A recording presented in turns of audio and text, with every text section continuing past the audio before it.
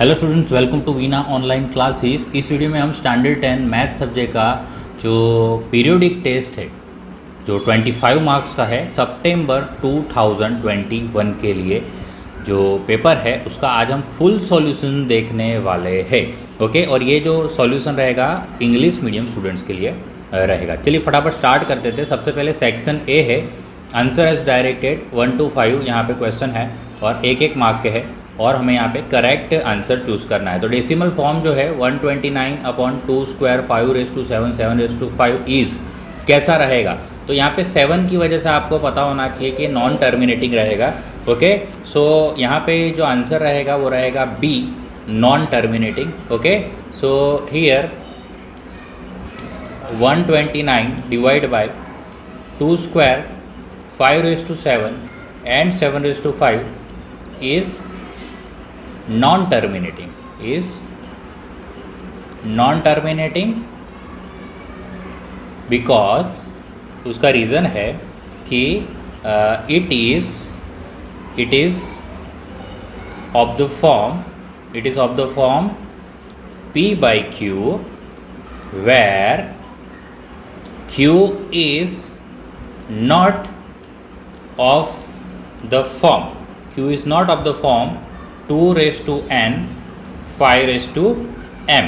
okay, where n and m are non-negative integer। ठीक है, ये फॉर्म में होना चाहिए। जो डिनोमिनेटर है वो 2n और 5m के फॉर्म में होना चाहिए, बट यहाँ पे देखिए 2n है 5m है, बट यहाँ पे एक 7 में एक्स्ट्रा है, उसकी वजह से यहाँ पे जो आंसर रह जाएगा वो नॉन टर्मिनेटिंग होगा। अदरवाइज़ क्या होता, टर्मिनेटिंग होता। चलिए आंसर रहेगा बी। नेक्स्ट क्वेश्चन की तरफ बढ़ेंगे। चलिए 10th टर्म है from the end of AP -5 -10। तो देखिए सो एक बार यहाँ पे नोट हम लिख देते हैं कि नोट ये है कि all calculations are from last term. ठीक है, तो इसका मतलब हमारी लास्ट टर्म फर्स्ट टर्म हो जाएगी। तो हमने मतलब उल्टे से कैलकुलेट करना है। ओके, क्योंकि फ्रॉम एंड से 10th टर्म निकालनी है। तो ये हमारा हम मान लेते हैं, ये फर्स्ट टर्म मान लेते हैं। ओके, सो A इज़ 1000 और जो कॉमन डिफरेंस रहता है वो A2 - A1 रहता है, बट हम रिवर्स कर रहे हैं इसलिए A1 - A2 लिखेंगे। Okay, so A1 is -5 A2 is -10, then -5 + 10 that is 5। ठीक है, D मिल गया है हमें, A मिल गया है और N हमें यानी 10th टर्म निकालना है, यानी A हो जाएगा 10। तो हमारे पास AN का फॉर्मूला है A + n - 1 D। ओके, तो हमें क्या निकालना है, A10 from last term. Okay, यहाँ पे लिख देते हैं from last term. A10 is equal to A is -1000, N हमारे पास है 10 - 1 और D जो है वो है 5। So -1000 + 9 5 so -1000 + 9 5 45।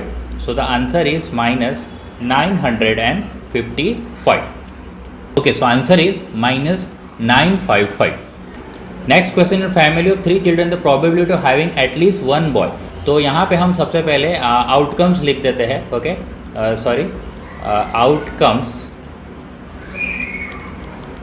आउटकम्स जो है हमारे पास, एक तो आउटकम हो सकते हैं 3 चिल्ड्रन में से। सबसे पहला आउटकम हो सकता है कि एक भी बॉय नहीं होगा। ठीक है, तो पहला आउटकम हो सकता है नो बॉय, दूसरा आउटकम हो सकता है 1 बॉय, एक और आउटकम हो सकता है कि 2 बॉय और एक लास्ट आउटकम हो सकता है कि 3 में से तीनों 3 बॉय हो। ओके, सो यहाँ पे हमारा आंसर क्या है, probability of at least one boy is equal to जो टोटल नंबर ऑफ चिल्ड्रन कितने हैं हमारे, टोटल नंबर ऑफ पॉसिबिलिटी कितनी है, तो 4 पॉसिबिलिटी हमें यहाँ पे दिखाई दे रही है। ओके, 4 पॉसिबिलिटी है कि एक भी बॉय नहीं हो सकता, एक बॉय हो सकता है, 2 बॉय और 3 बॉय। उसमें से आप देख सकते हो एटलीस्ट 1 बॉय, तो एटलीस्ट 1 बॉय आपको दिखाई दे रहा है कि ये है और ये है। ओके, सो ऐसे 3 है जिसमें 3 आउटकम्स है, ऐसे है जो ऐसे 3 इवेंट है जो ऐसे है जिसमें एटलीस्ट एक तो बॉय है। ठीक है, एक ही इवेंट ऐसा है जिसमें एक भी बॉय नहीं है, तो वो हमने कैंसिल कर दिया, तो 3 लिखा और डिवाइड बाय टोटल जो पॉसिबिलिटीज़ है वो है 4। Okay, so answer is 3/4। चलिए क्वेश्चन नंबर 4 है, वन ऑफ द ज़ीरोज़ जो है ये क्यूबिक पोलिनोमियल है, उसका one of the zeros given है। ओके, सो हम सबसे पहले x इक्वल टू -1 ले लेते हैं और क्या करते हैं, हमें product of other 2 zeros find करने हैं। ठीक है, तो सबसे पहले p ऑफ x जो है वो x³ plus ax² plus bx plus c जो है, तो हम x की जगह -1 लिख देते हैं। सो -1 का क्यूब प्लस a -1 का स्क्वायर b -1 प्लस c, तो ये ज़ीरो हो जाएगा क्योंकि -1 ज़ीरो गिवन है। ओके, तो -1 का क्यूब इज़ -1, यहाँ पे हो जाएगा a, यहाँ हो जाएगा -b और प्लस c। ठीक है, तो यहाँ पे -1 को हम इस साइड भेजते हैं, तो 1 is equal to a minus b plus c। Okay, अब इसको हम थोड़ा इक्वेशन 1 बना के छोड़ देते हैं, तो क्या देख सकते हैं हम कि क्या है। चलिए आगे क्या बोला है, प्रोडक्ट ऑफ 2 ज़ीरोज़ हमें फाइंड करना है, तो हम मान लेते हैं लेट ज़ीरोज़ जो है zeroes are, let zeroes are, A R ही है, A R E alpha beta and gamma, और उसमें से अल्फ़ा गिवन है -1, और हमें पता है कि क्यूबिक पोलिनोमियल में प्रोडक्ट ऑफ ज़ीरोज़ का जो फार्मूला होता है alpha beta gamma is equal to the -d/a। So alpha हमारे पास पता है -1, बीटा और गामा यानी अदर 2 ज़ीरोज़ के प्रोडक्ट फाइंड करें, यानी बीटा गामा का आंसर हमें निकालना है। सो माइनस, अभी डी आप देखोगे तो आपका डी देखो, ए कितना रहेगा, 1 रहेगा। देखिए ये रहा ए इक्वल टू 1, बी रहेगा ए। ओके, बी का वैल्यू है हमारे पास ए, सी का वैल्यू है हमारे पास बी, और डी का वैल्यू है हमारे पास सी। यहाँ से पता चल रहा है, देखिए this is A, this is B, C और डी। ओके, इस हिसाब से देखें तो ये हमारे पास कुछ वैल्यूज़ है। ठीक है, और इस हिसाब से मत लिखना क्योंकि कन्फ्यूज़न होगा। हम डायरेक्टली यहाँ पे पुट करेंगे जो -d यानी ये जो कांस्टेंट टर्म है लास्ट वाली, उसको लिख देते हैं c, और a जो है वो x³ का कोएफिशिएंट है जो है 1। देखिए आगे कुछ भी गिवन नहीं यानी 1। सो यहाँ पे बीटा गामा जो हो जाएगा वो हो जाएगा यहाँ -c आएगा, और डिवाइड में 1 से कुछ नहीं है, -1 है डिनोमिनेटर में जाएगा, दैट इज़ -1। सो हमारे पास बीटा मल्टीप्लाई बाय गामा कितना आया, c आया। ओके, सो हमारा आंसर क्या रहेगा, c रहेगा। बट सी हम एक काम कर सकते हैं, यहाँ से निकाल सकते हैं। Okay, so 1 -a plus b is equal to c। तो देखिए c हमारे पास अवेलेबल है, c इक्वल टू, अब इसमें से हमारा क्वेश्चन को देख के हम अरेंज कर देंगे। देखिए हमारा b है प्लस आया है, तो ये रहे b प्लस, और a माइनस आया है यस, और 1 भी प्लस आया, यानी 1 वाला फर्स्ट वाला हमारा आंसर रहेगा। देखिए उसको हम लिख देते हैं अच्छे से, b लिख देते हैं, -a लिख देते हैं और +1 पीछे लिख देते हैं। ठीक है, सो ये c है, और यहाँ पे हम क्या लिख देंगे, b इंटू अल्फ़ा। ओके, तो ये हमारा इक्वेशन 1 हम लिख देते हैं, ये मत लिखना इक्वेशन, ये वाला इक्वेशन 1 लिखेंगे। Okay, so b into alpha equal to c कर देते हैं, और b -a प्लस 1, तो ये हमारा फाइनल आंसर रहेगा। चलिए, तो zeros of the quadratic polynomial जो है, तो हम यहाँ पे क्या कर लेते हैं, let p of x equal to 0 मान लेते हैं। सो 3x² माइनस 48 इक्वल टू 0 ले लीजिए। सो आपका 3x² इक्वल टू क्या हो जाएगा, 48 हो जाएगा। तो x² इक्वल टू हो जाएगा 48 डिवाइड बाई 3, तो x इक्वल टू हो जाएगा, x² इक्वल टू हो जाएगा 3 1 ज़ा 3 और 6 ज़ा। सो x इक्वल टू क्या हो जाएगा, प्लस माइनस √16 हो जाएगा। सो x इक्वल टू क्या रहेगा, +-4। सो द आंसर क्या रहेगा, आंसर क्या रहेगा, 1 पॉजिटिव एंड 1 नेगेटिव। ठीक है, तो 1 पॉजिटिव और 1 नेगेटिव रहेगा। चलिए यहाँ पे HCF जो गिवन है वो गिवन है 9, और 2 जो नंबर है वो गिवन है 306 एंड एक नंबर गिवन है 657। सो हमारे पास जो फार्मूला है कि HCF multiply by LCM is equal to product of 2 number यानी A इंटू B। तो HCF हमारे पास गिवन है 9, LCM हमें फाइंड करना है। A गिवन है 306 और B गिवन है 6, B गिवन है हमारा 657। अभी नंबर को मल्टीप्लाई नहीं करना, अदरवाइज़ बहुत बड़ा नंबर हो जाएगा। सो LCM इक्वल टू क्या रहेगा, 306 प्लस 657 डिवाइड बाय 9 रहेगा। ओके, 9 से कैंसिल होता हुआ दिखाई दे रहा है। ओके, 9 से कैंसिल होता हुआ दिखा रहा है कि 9 3 ज़ा 27 और 3 बचेगा तो 36 और 4 ज़ा 36, ओके, सो 34 आएगा। सो LCM जो रहेगा वो रहेगा 34 मल्टीप्लाई बाय 657, ठीक है।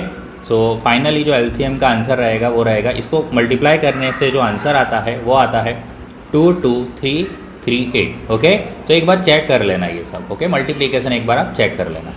चलिए क्वेश्चन है, 1 card is drawn from well shuffled deck of 52 cards, calculate probability that a card will be an ace. तो हमारे पास जो प्रोबेबिलिटी रहती है कि card will be an ace is equal to, हम यहाँ पे फॉर्मूला बना लेते हैं कि number of ace in card, okay, in a card divide by, okay, in a cards और divide by total number of cards, divide by total number of cards. So number of S जो रहता है, कितने S रहते हैं 52 cards के अंदर 4 S रहते हैं, ओके, ये आपको पता होना चाहिए। और टोटल कार्ड्स जो है वो 52 है। सो यहाँ पे आपको दिखाई दे रहा है कि कैंसिल हो रहा है 4 13 ज़ा 52। So answer is 1 upon, answer is 1/30, ठीक है। अब दूसरा क्वेश्चन पूछा है नॉट BANS, यानी ये नॉट इवेंट, ये इवेंट हो गया तो ये नॉट इवेंट हो गया, ठीक है। तो नॉट इवेंट को कैसे फाइंड किया जाता है, नॉट इवेंट को देखिए बहुत ही आसानी से हो जाएगा। Not BANS is equal to, आप क्या कर दीजिए 1 माइनस प्रोबेबिलिटी ऑफ इवेंट कर दीजिए, यानी प्रोबेबिलिटी ऑफ जो BANS है उसको माइनस कर दीजिए, ठीक है। सो देखिए 1 माइनस 1/13 कर दीजिए। सो आपका आंसर आ जाएगा, देखिए 13 1 ज़ा 13 minus 1 divide by 30। So answer is what 12/13, ठीक है।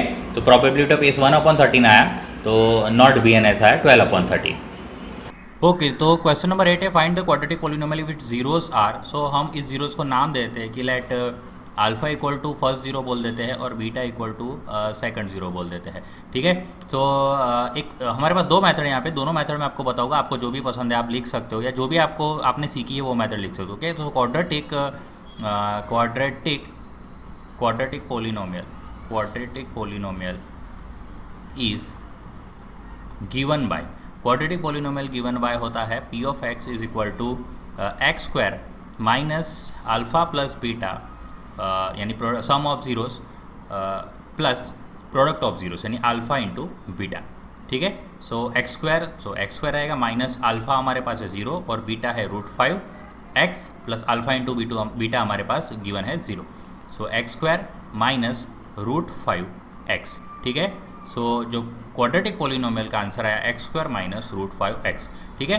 ये एक है सम, और दूसरी तरह से कर सकते हैं, जैसे कि यहाँ पे हम अल्फ़ा और बीटा यहाँ से, ओके, एक और मेथड है हमारे पास कि हम क्या कर लेते हैं, सम ऑफ जीरो कर लेते हैं alpha plus beta, that is 0 plus √5 which is equal to √5, और एक कर लेते हैं अल्फ़ा इंटू बीटा, यानी कि 0 इंटू √5 दैट इज़ 0।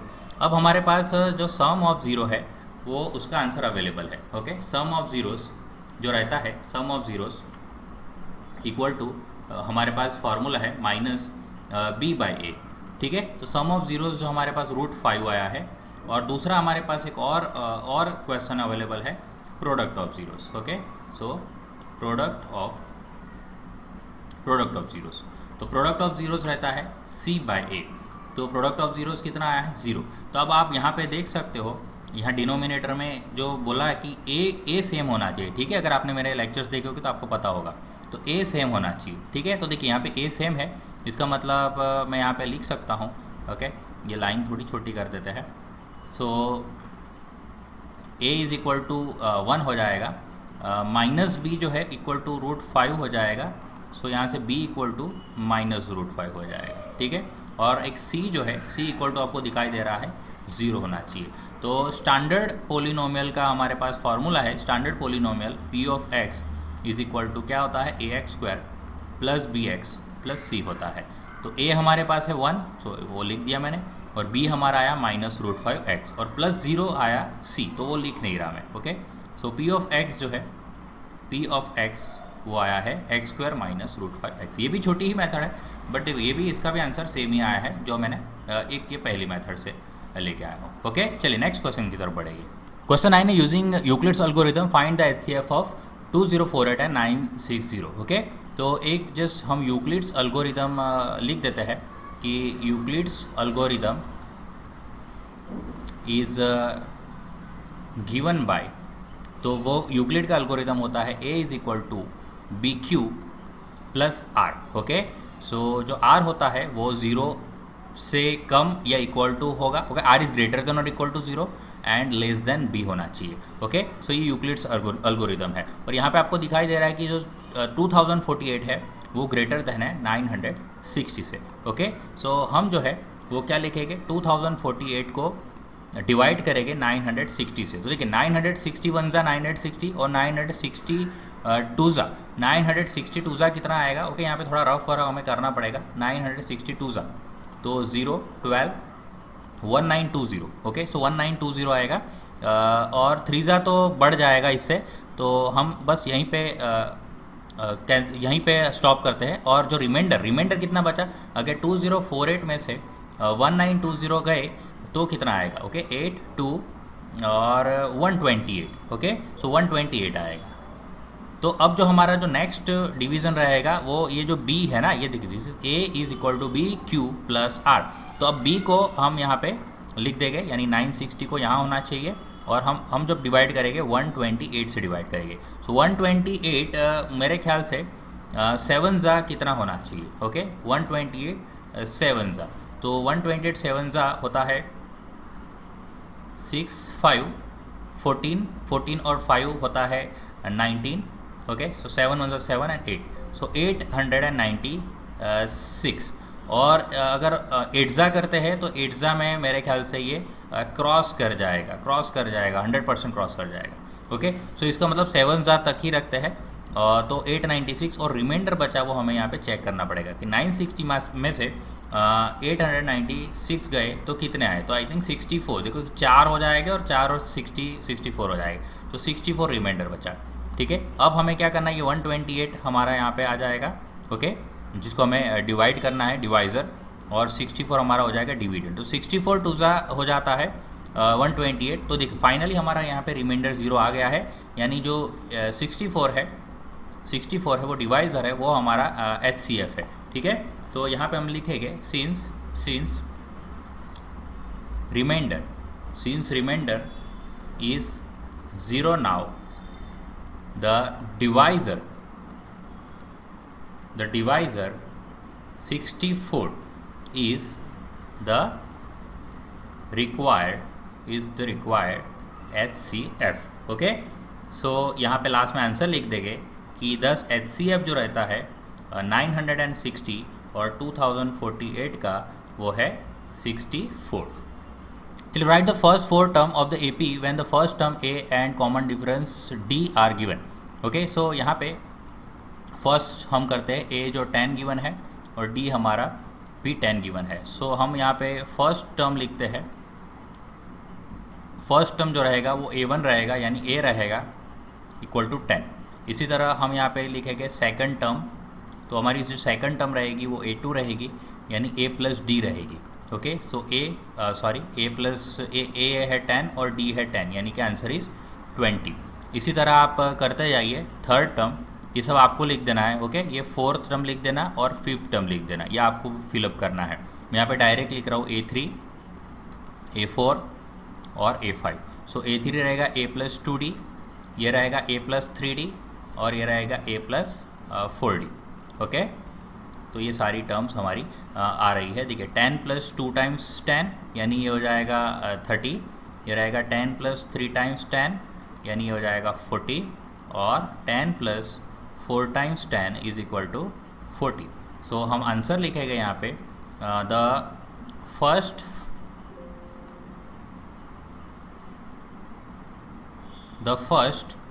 4 टर्म बोला है। ठीक है, 4 टर्म है, ये लास्ट की ज़रूरत नहीं है, सॉरी, ये कैंसिल कर देना। The first 4 terms of AP are 10 20 30 and 40। ओके, चलिए सेकंड सम है माइनस। देखिए यहाँ पे सेकंड सम में आप देख सकते हो A इक्वल टू क्या गिवन है, -2 गिवन है और डिफरेंस हमारे पास 10 है। ठीक है, सो इसी तरह हम फाइंड करते जाएंगे। सो फर्स्ट फर्स्ट टर्म जो रहेगा वो a1 equal to a equal to -2 रहेगा। इसी तरह सेकंड टर्म जो रहेगा a2 a प्लस डी रहेगा, जो आपको पता है कि 0 है यानी -2 ही रहेगा। इसी तरह a3 है a प्लस 2d रहेगा, सो -2 प्लस 2 टाइम्स 0 यानी आंसर आपको पता है -2 ही आएगा। और लास्ट है a4 a plus 3d is equal to -2 plus 3 times 0 which is equal to -2. Okay, so the first four terms of AP are -2 -2 -2 -2. Okay, section C है question number 11, find a quadratic polynomial each with given numbers as the sum and product of its zeros. तो ये सम of zero given है और product of zeros given है। तो हम पहले क्या लेते हैं, मान लेते हैं कि let alpha and beta are the zeros of given polynomial. इसको जीरो मान लिया हमने अल्फा और बीटा को। इस हिसाब से देखा जाए तो सम ऑफ जीरो गिवन है, यानी अल्फा प्लस बीटा गिवन है 1/4 और हमारे पास alpha multiply by beta given है -1। ओके, सो हमारे पास सम ऑफ ज़ीरोस का फॉर्मूला है। सम ऑफ ज़ीरोस का फॉर्मूला जो रहता है वो रहता है alpha plus beta is equal to -b/a which is equal to, यहाँ पे आंसर गिवन है, देखिए अल्फ़ा प्लस बीटा गिवन है, सो 1/4। इसी तरह हमारे पास प्रोडक्ट ऑफ ज़ीरोस, तो प्रोडक्ट ऑफ ज़ीरोस जो है alpha into beta is equal to c/a का फार्मूला हमारे पास, फार्मूला है c/a, सो आंसर अवेलेबल है -1। अब देखिए यहाँ पे जैसे मैंने बोला था कि जो a है वो सेम होना चाहिए, ठीक है। यहाँ पे a क्या है, 4 है, सो यहाँ पे a 4 नहीं है, यहाँ पे a क्या है, 1 है। इसका मतलब मैं क्या कर रहा हूँ, यहाँ पे 4 और 4 से मल्टीप्लाई कर रहा हूँ, ठीक है। सो यहाँ पे c/a क्या आया मेरा, यहाँ नीचे 4 आ गया है और ऊपर आया है -4, ठीक है। उस हिसाब से देखा जाए तो अब देखो यहाँ पे -b और a इक्वल टू 1/4। तो अब a यहाँ पे सेम आ गए हैं, इसका मतलब मैं यहाँ पे क्या लिख सकता हूँ कि a इक्वल टू 4 लिख सकता हूँ, b इक्वल टू क्या लिख सकता हूँ, जैसे b इक्वल टू 1 है तो b इक्वल टू क्या हो जाएगा, -1, और c इक्वल टू क्या हो जाएगा, यहाँ पे c दिख रहा है हमें -4, ठीक है। चलिए, तो ये ABC की वैल्यू आ गई। और हमारे पास जो स्टैंडर्ड पोलिनोमियल अवेलेबल है, ओके, स्टैंडर्ड पोलिनोमियल अवेलेबल होता है कि p of x is equal to k भी रहता है, बट ठीक है ये हम नहीं लिख रहे, ठीक है, ax² + bx + c।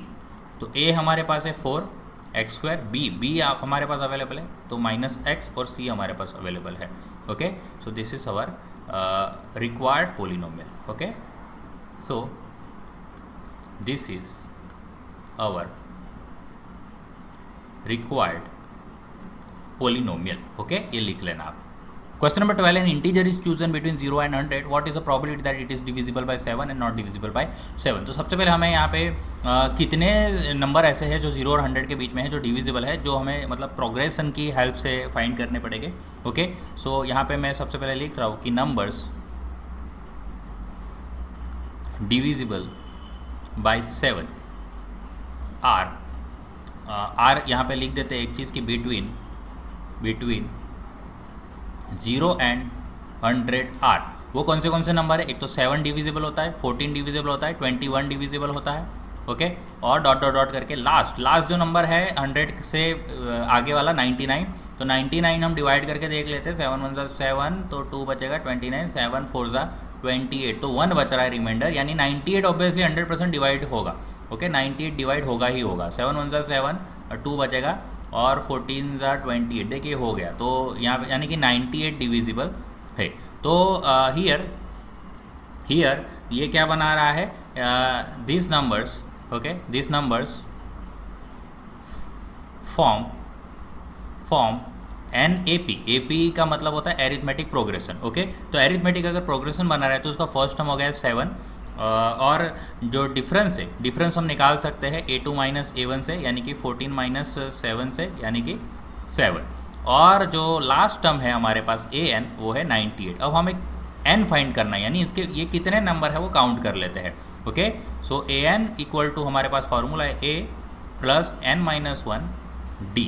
तो AN 98 है, A है हमारे पास 7, n - 1 यानी कि n - 1 ही रहेगा और डिफरेंस है 7, सो 98 - 7 हो जाएगा n माइनस 1 7, तो यहाँ पे आ जाएगा 91 n माइनस 1 ब्रैकेट के बाहर 7। अब 7 डिवाइड में चला जाएगा तो n माइनस 1 रहेगा, सो 7 1 ज़ा 7 और 13, ओके 3 ज़ा 21, n माइनस 1, तो 13 प्लस 1 हो जाएगा equal to n, so 14 equal to n आएगा, तो n इक्वल टू कितना आ गया 14। तो टोटल 14 नंबर्स है 0 एंड 100 के बीच में, ओके। सो यहाँ पे हमें प्रोबेबिलिटी फाइंड करनी है, तो probability of numbers divisible by 7 is equal to total numbers between 0 and 100 which are divisible by 7 divide by total numbers between 0 and 100, okay. So total number between 0 and 100 जो है, जो divisible by 7 है, वो हमने निकाल लिए है, उसका आंसर आएगा 40। और टोटल नंबर कितने, 0 और 100 के बीच में कितने नंबर होते हैं, आप देखिए 0 और 100 के बीच में कितने नंबर होते हैं, क्योंकि 1 आएगा 2 आएगा और ऐसा करते करते 99, तो टोटल कितने नंबर होते हैं 99। सो यहाँ पे डिवाइड में कितना आएगा 99, सो यहाँ पे हमारा आंसर आएगा 14 डिवाइड बाय 99। और प्रोबेबिलिटी ऑफ नंबर ऑफ क्या लिखा है, देखिए क्वेश्चन एक बार पढ़ लेते हैं वापस। Not divisible by 7, not divisible, ये नॉट इवेंट हो गया हमारा, नॉट इवेंट, ओके। यहाँ पे लिख देता हूँ ये number, okay, numbers divisible by है, okay. Not divisible by 7, not divisible by 7, यानी कि प्रोबेबिलिटी ये क्या हो गई 1 minus probability of numbers divisible by 7, 1 minus probability of event कर दिया, okay. So 1 minus 14 divide by 99, so 99 1 ज़ा 99 minus 14 divide by 99, okay. So 99 में से 14 जाएंगे, सो 5 और 85 divide by 99, so my final answer is 85 divide by 99। ये दो हमारे आंसर आए, ये पहला आंसर है और ये दूसरा आंसर। लास्ट में आंसर करके लिख देना, ओके, लास्ट में आंसर आपको लिखना है। ये सेक्शन डी है, यहाँ पे 4 मार्क्स के रहेंगे, ओके। अटेम्प्ट एनी वन है, तो देखें आपकी मर्ज़ी, आपको जो भी अटेम्प्ट करना है वो आप कर सकते हो। Sum of 4th and 8th term of AP given है, यानी A4 और A8 गिवन है, A4 और A8 गिवन है 24। इसी तरह अगर देखा जाए तो एक चीज़ और गिवन है A6 plus A10, A6 plus A10 given है 44, ओके। तो चलिए हमारे पास क्वेश्चन का जो फार्मूला है, AN इज़ गिवन बाय हमारे पास AN का फार्मूला है A plus n minus 1 D। उसके हिसाब से यहाँ पे हम इसको थोड़ा इसका फार्मूला लिख देते हैं, ठीक है, A4 और A8 का। सो चलिए, तो A4 का फार्मूला क्या हो जाएगा, A प्लस n माइनस 1, यानी 4 माइनस 1 D हमारे पास नहीं है। और A8 का क्या फार्मूला हो जाएगा, A plus 8 minus 1 D equal to 24। तो यहाँ पे A प्लस 3D हो जाएगा प्लस A प्लस 7D हो जाएगा, विच इज़ इक्वल टू 24। तो यहाँ पे A प्लस 2A हो जाएगा और 3D प्लस 7D हो जाएगा 10D, which is equal to 24। तो अगर 2 कॉमन निकलेगा तो A प्लस 5D आएगा और 2 चला जाएगा 24 के डिनोमिनेटर में, okay. So A plus 5D हमारे पास आएगा 12। इसको ऑप्शंस नंबर इक्वेशन नंबर 1 बोल देते हैं, ठीक है। इसी तरह अगर हम ये सेकंड इक्वेशन ले लेते हैं, आप नीचे कर सकते हो, ओके, मैं यहाँ पे साइड में कर रहा हूँ। A6 प्लस A10 जो गिवन है वो गिवन है 44। चलिए इसके हिसाब से A6 का बात करें तो A plus 6 minus 1 D formula बनेगा और यहाँ पे A10 का फार्मूला बनेगा A plus 10 minus 1 D, which is equal to 44। तो चलिए A प्लस 5D और A plus 9D equal to बनेगा 44। सो 2A प्लस हो जाएगा 14D इक्वल टू 44। अगर 2 कॉमन निकलेगा तो यहाँ पे A प्लस 7D बचेगा और 44 के डिवाइड में आ जाएगा 7। तो A प्लस 7D कितना हो जाएगा, 22 हो जाएगा। This is equation number 2। चलिए ये 2 इक्वेशन बने हैं, हमें क्या फाइंड करने को बोला है,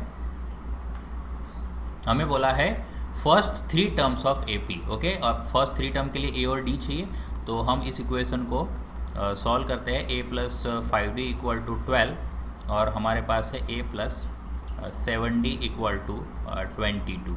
सो माइनस माइनस माइनस, तो ये कैंसिल हो गया और यहाँ पे आएगा -2d इज इक्वल टू -10। तो d इक्वल टू हो जाएगा -10 डिवाइड बाई -2, तो t इक्वल टू आ जाएगा 5, ओके।